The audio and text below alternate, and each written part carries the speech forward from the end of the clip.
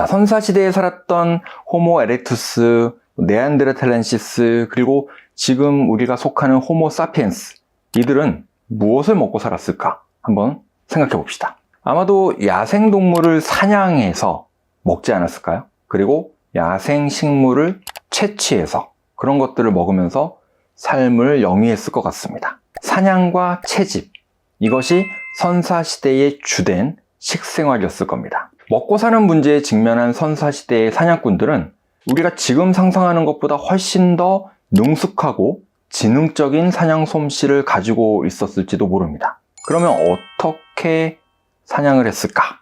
한번 상상을 해봤어요. 어디서나 쉽게 구할 수 있는 돌멩이를 던져서, 그렇죠? 사냥을 했을 것 같아요. 그리고 뾰족한 돌을 긴 꼬챙이에다 끼워서 그걸 던져서 사냥감을 잡았을 것 같기도 합니다. 자, 이렇게 사냥을 통해서 얻은 고기는 은신처로 가지고 갑니다. 바로 먹기도 하고 또 남은 것은 저장해 뒀다가 먹기도 했을 거예요. 시간이 흐른 뒤에 이 고기가 질감이 훨씬 부드러워진다는 것을 알게 됩니다. 뭔가 연해지고 더 맛있어진다는 느낌을 받게 되죠. 왜 그런지 우리는 알고 있죠? 사후경직. 이 사후경직이 풀렸기 때문에 그런 거죠. 과학적으로 왜 이런 현상이 생기는지는 몰랐을 겁니다. 하지만 경험을 통해서 시간을 두고 고기를 먹으면 훨씬 더 맛이 좋아진다는 것을 깨달았을 거예요. 그런데 이렇게 고기를 계속 방치해 둔다고 해서 무한정 더 연해지고 더 맛있어지나요?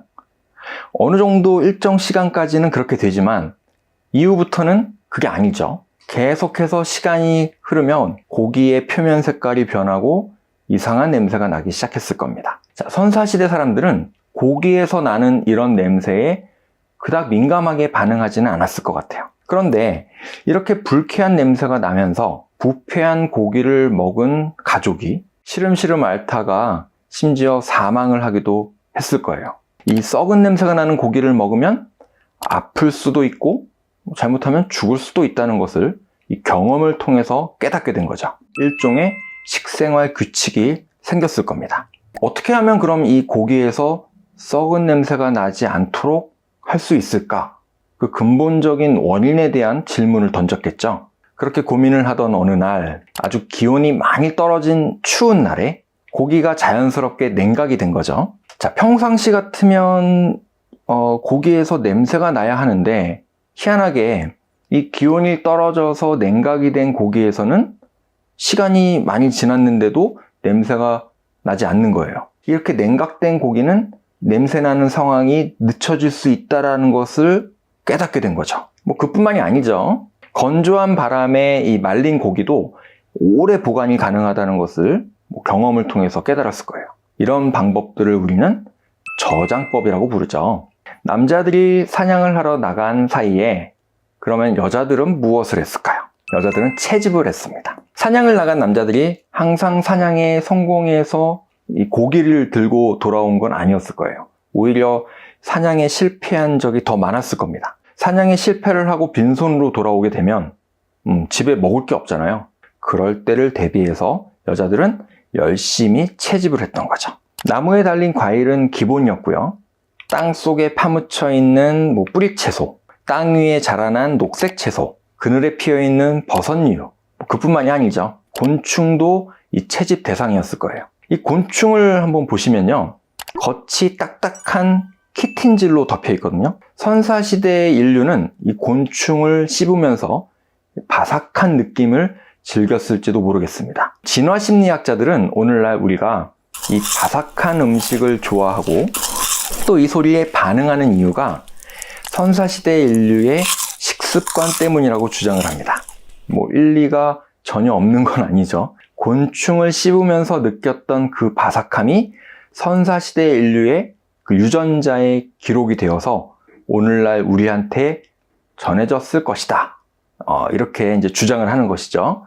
선사시대 사람들은 이렇게 사냥과 채집을 통해서 식생활을 영위했는데요. 이들은 씨족 공동체를 구성해서 이동생활을 했습니다.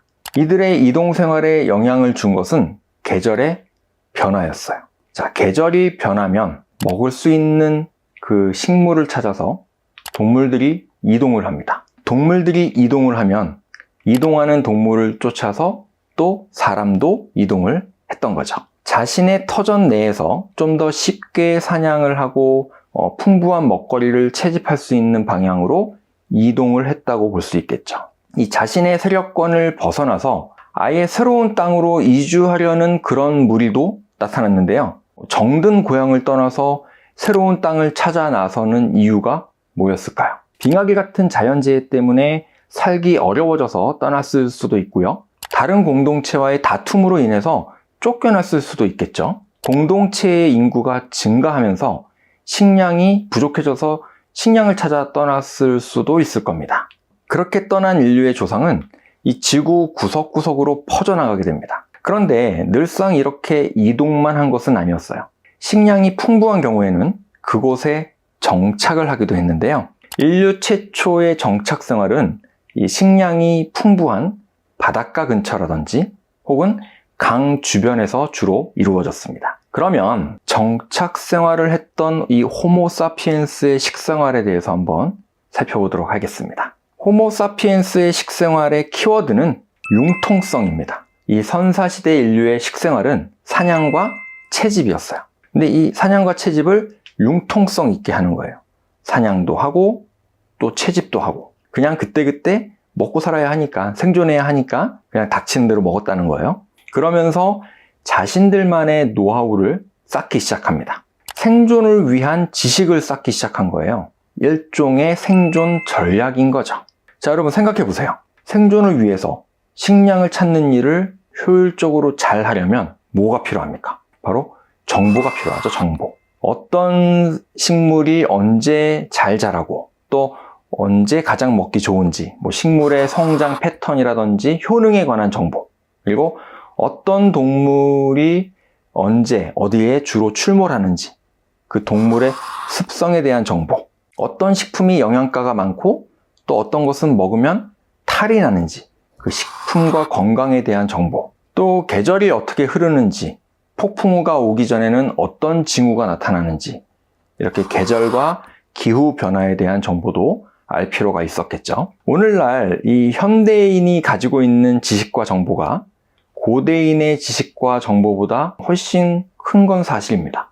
하지만 단순히 그냥 개인 수준에서 현대인과 고대인을 1대1로 비교해 본다면 고대의 수렵 채집인은 인류 역사상 가장 아는 것이 많고 생존을 위한 기술이 가장 뛰어난 사람이었을 거예요. 이들은 불을 사용한 요리법도 발달시켰는데요. 정확히 언제부터 이 불을 사용해서 요리를 만들어 먹었는지 그거는 우리가 알 수가 없습니다. 하지만 이 불을 사용한 흔적들 중에서 요리와 관련된 사용 흔적으로 가장 오래된 것은 약 150만 년 전으로 거슬러 올라갑니다. 150만 년 전쯤에 이미 이 불을 이용해서 요리를 만들어 먹었던 그런 흔적이 남아 있는 거예요. 그러면 인류는 이 불을 이용해서 어떻게 그리고 무슨 요리를 만들어 먹었을까요? 불로 요리를 하는 다양한 방법은 마찬가지로 우리 저장법 발견했을 때처럼 우연히 발견되었을 겁니다. 처음에는 활활 타는 불 속에 고기를 던져놓고 구웠을 거예요. 불이 꺼질 즈음에 이제 고기가 새까맣게 타 있었겠죠. 그러다가 활활 타오르는 불이 아니라 타다 남은 잔불에서 구운 고기가 타지도 않고 수분 손실도 적다는 것을 발견하게 되었을 거예요.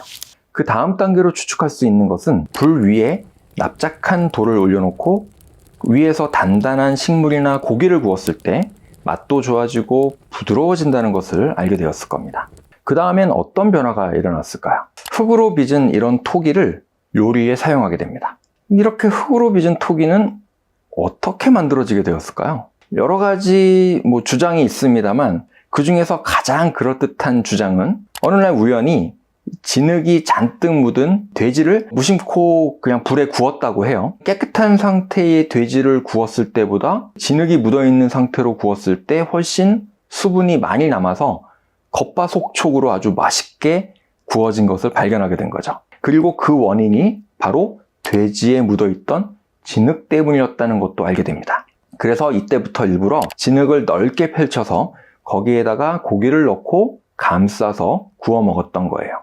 그러다가 한 걸음 더 나아가서 이 진흙만 가지고 모양을 빚어서 이런 토기를 만들어 사용했을 것이다. 이렇게 추측을 하는 것이죠. 식물이 무성한 지역에서는 큰 잎사귀로 고기를 싸서 구우면 이 불꽃에 의해서 고기가 타지 않는다는 것을 발견하게 되죠. 아마 주변에 찾아보시면 진흙구이나 연잎구이 같은 음식을 쉽게 접하실 수 있을 거예요. 이런 방식을 통해서 만들었다는 걸 좀 이해하고 드시면 아마 더 맛있게 드실 수 있지 않을까 하는 생각이 드네요.